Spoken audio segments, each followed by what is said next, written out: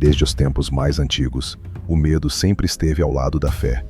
Em muitas sociedades antigas, antes da ciência explicar o mundo, o ser humano olhava para o céu e via mistério. Raios, trovões, secas e doenças pareciam sinais de algo maior, algo invisível, algo poderoso. Sem respostas claras, o medo crescia. Nesse cenário, a religião ganhava força. Templos eram erguidos no centro das cidades. Altares eram construídos com cuidado. Pessoas se reuniam em silêncio, buscando proteção e sentido para a vida. A religião se tornava essencial, porque oferecia respostas para aquilo que ninguém conseguia explicar.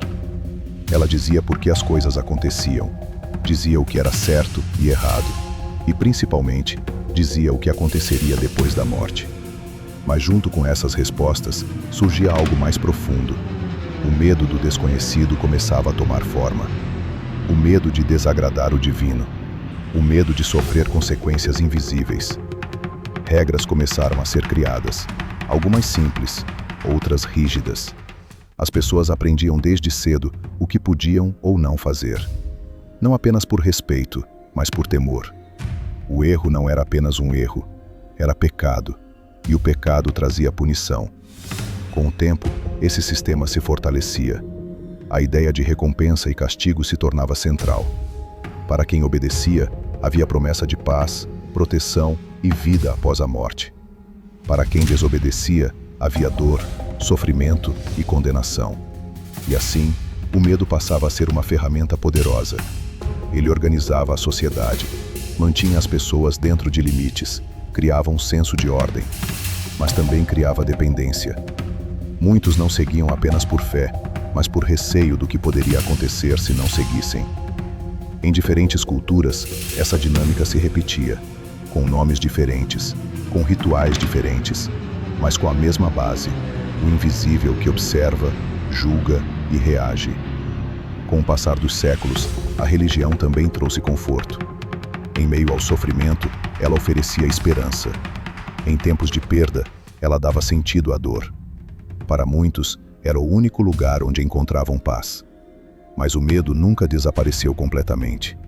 Ele estava nas histórias contadas, nas imagens criadas, nas palavras repetidas, sempre lembrando que havia consequências, sempre reforçando a necessidade de obedecer.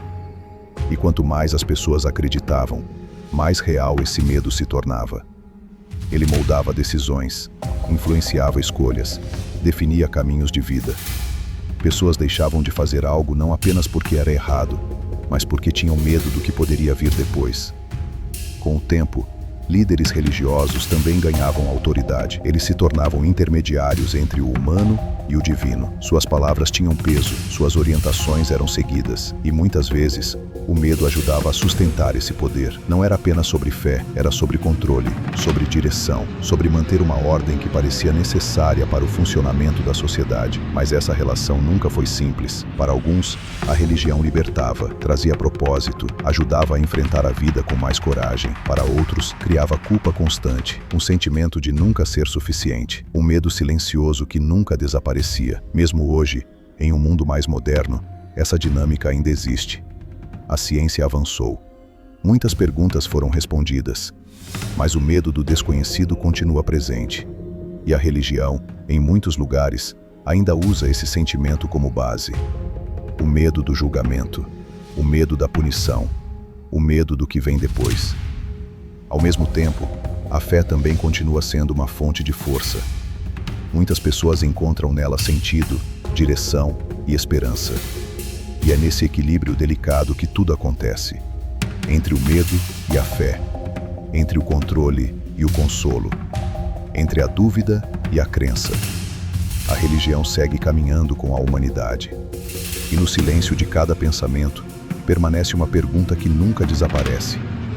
Estamos seguindo por amor ou por medo do que pode acontecer se não seguirmos?